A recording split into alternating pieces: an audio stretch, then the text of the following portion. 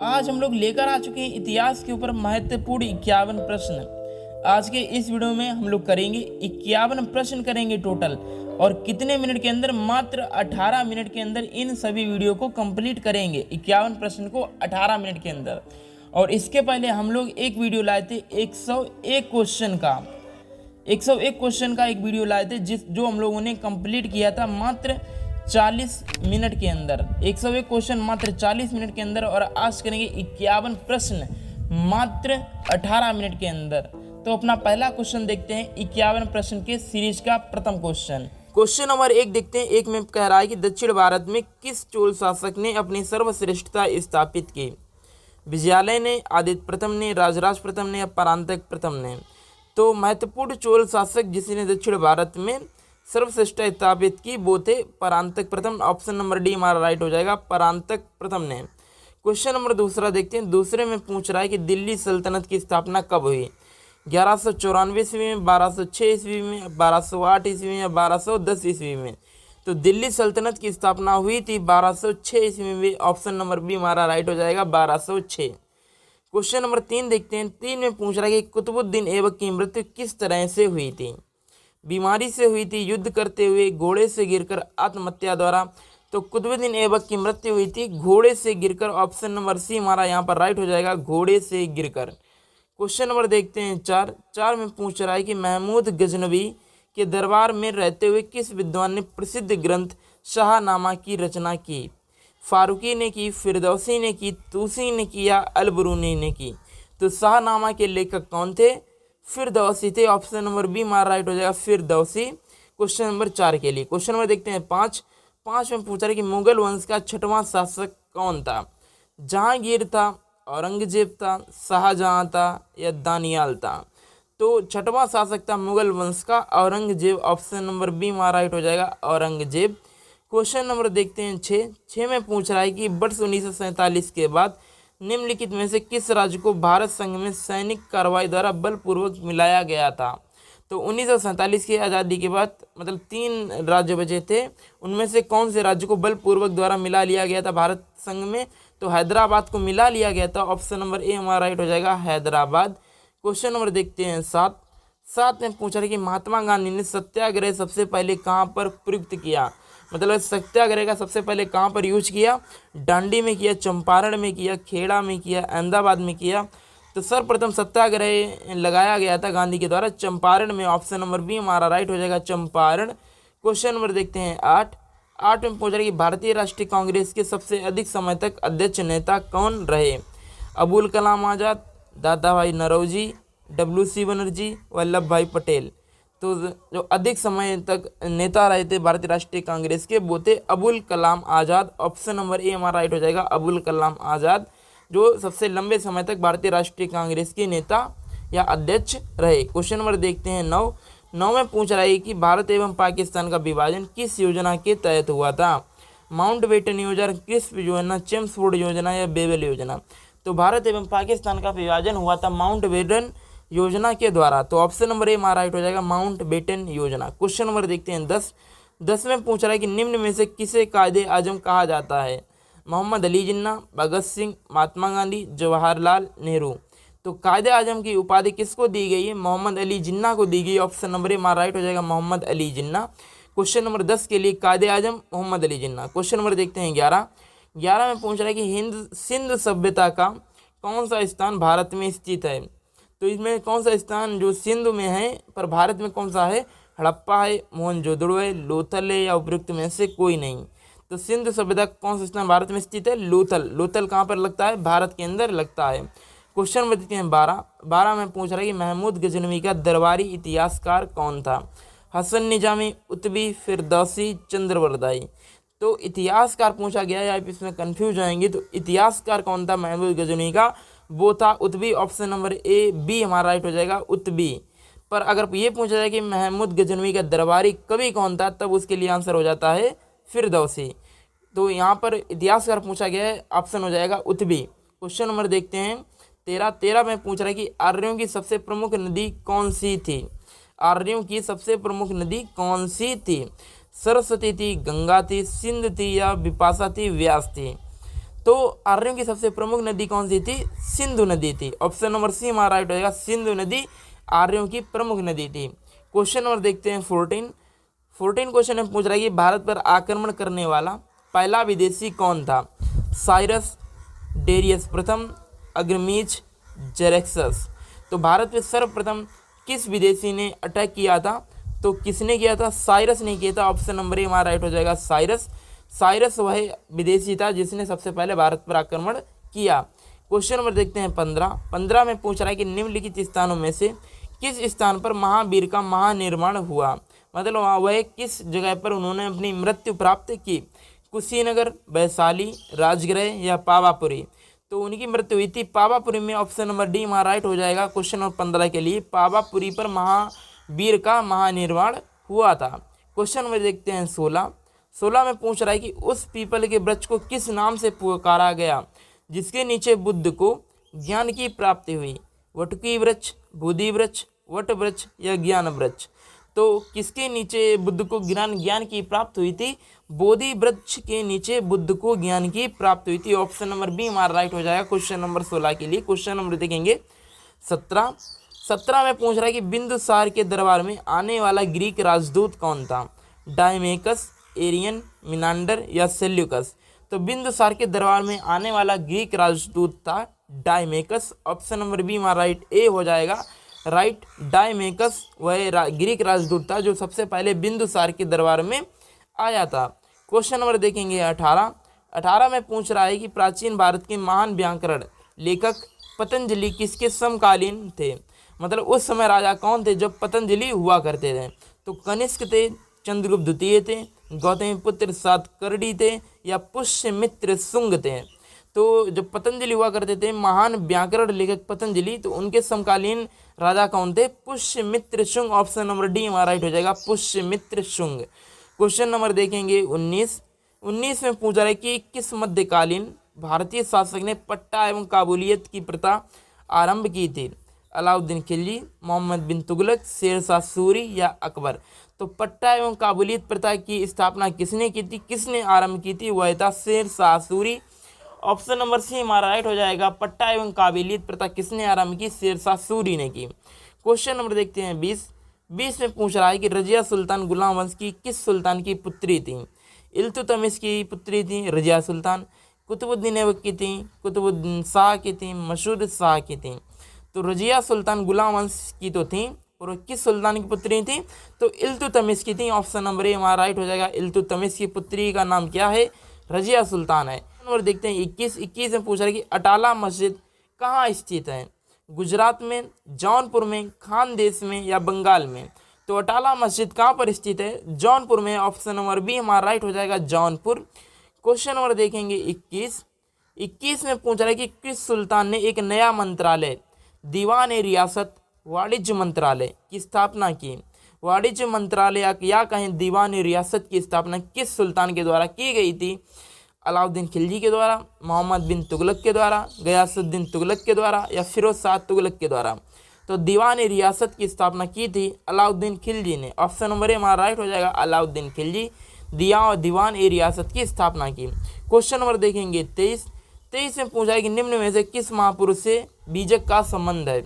बीजक का संबंध किससे है? सूरदास से, कबीर से, रैदास से, तुलसीदास से।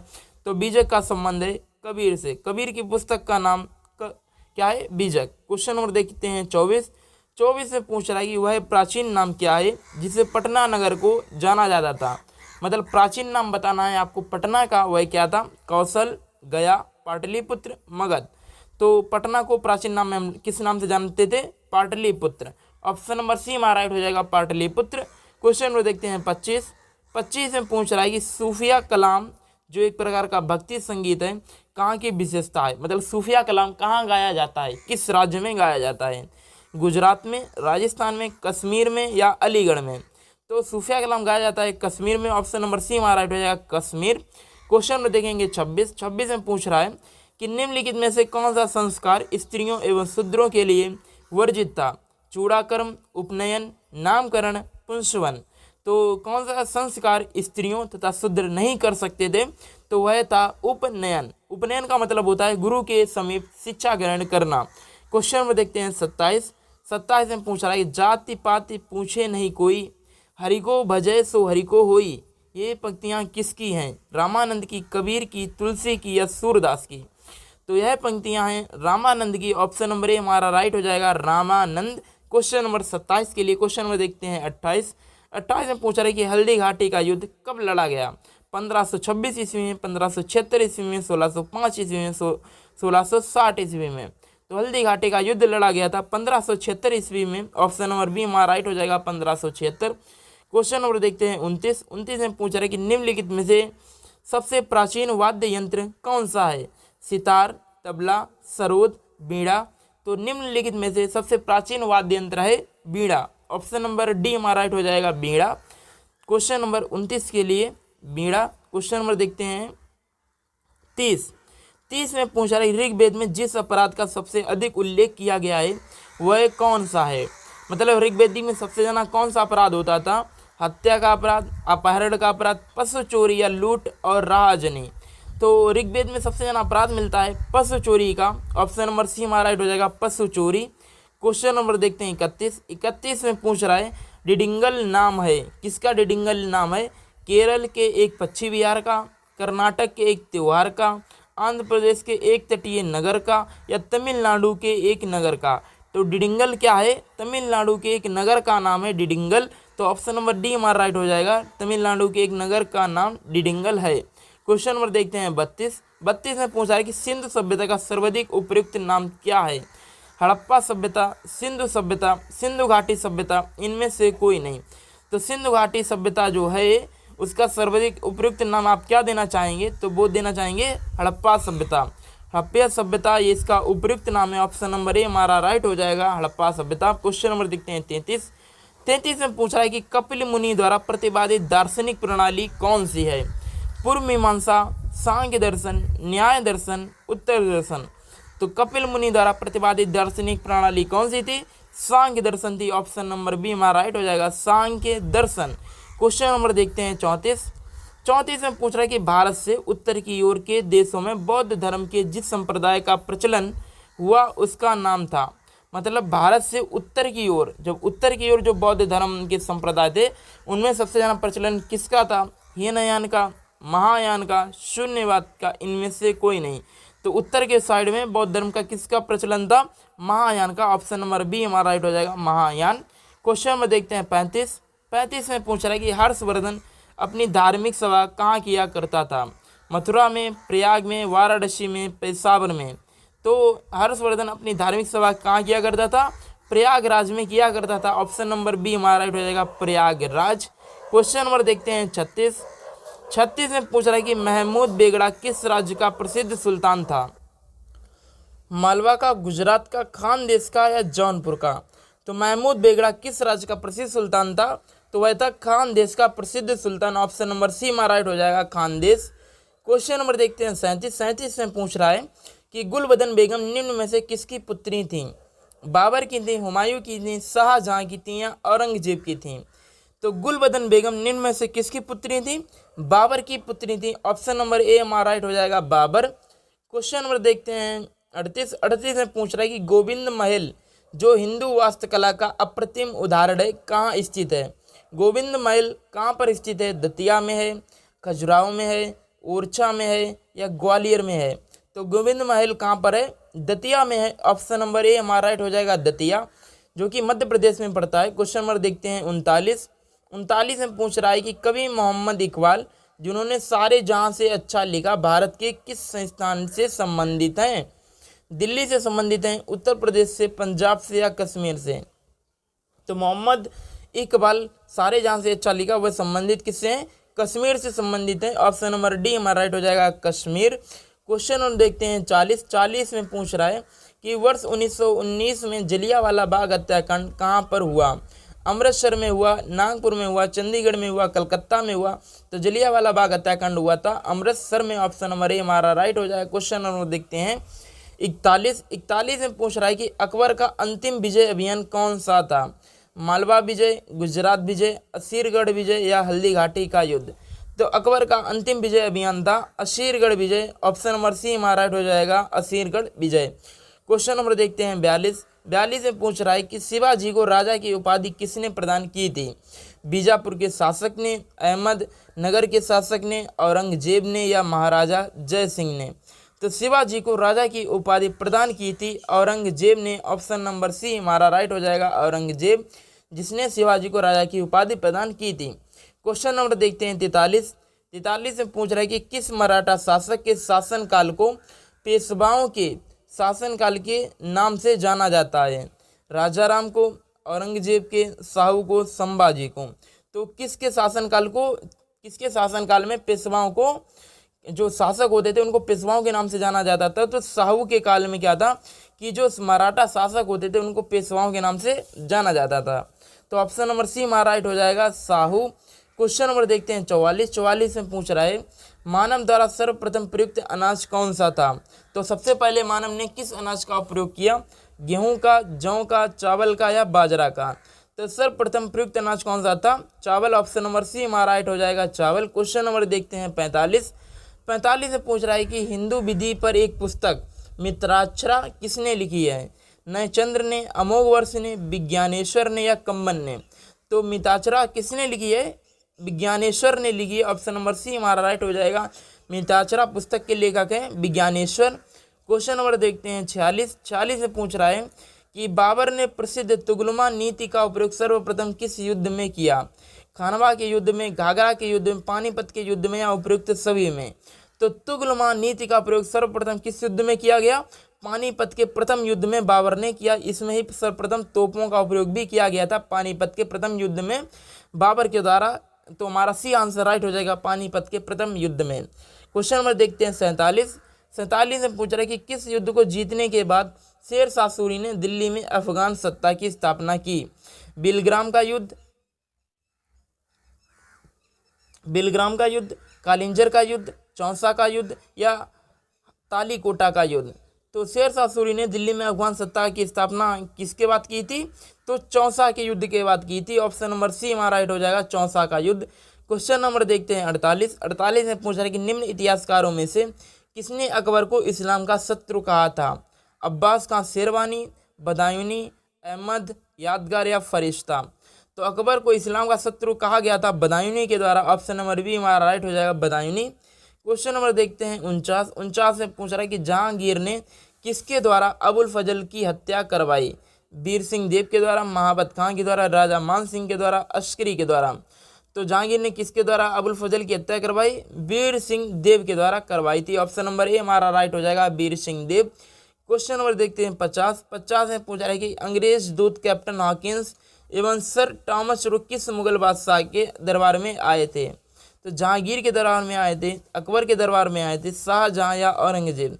तो सर टॉमस शुरू या कैप्टन हॉकिंस दो अंग्रेजी दूत थे, ये किसके दरबार में आए थे? जहांगीर के दरबार में आए थे। ऑप्शन नंबर ए हमारा राइट हो जाएगा, जहांगीर। क्वेश्चन नंबर 51 देखते हैं। 51 में पूछ रहा है कि निम्न में से कौन सी कर्नाटक की पूर्व राजधानी थी? कर्नाटक की सबसे पहले राजधानी कौन सी थी? अर्काट, श्रीरंग, तंजौर या तिरुचिरापल्ली? तो सर्वप्रथम थी अर्काट। ऑप्शन नंबर ए हमारा राइट हो जाएगा, अर्काट। तो यहाँ पर हम लोगों के 51 प्रश्न कंप्लीट होते हैं। तो और इसके बाद भी एक वीडियो है 101 क्वेश्चन की, इतिहास के 101 क्वेश्चन मात्र 40 मिनट के अंदर हम लोग करवा चुके हैं। तो इसकी लिंक आपको डिस्क्रिप्शन बॉक्स में मिल जाएगी। और अब हम लोग मिलेंगे अगले वीडियो में कुछ ही 51 प्रश्न की सीरीज में या 101 प्रश्न की सीरीज में। तो धन्यवाद, मिलते हैं अगले वीडियो में।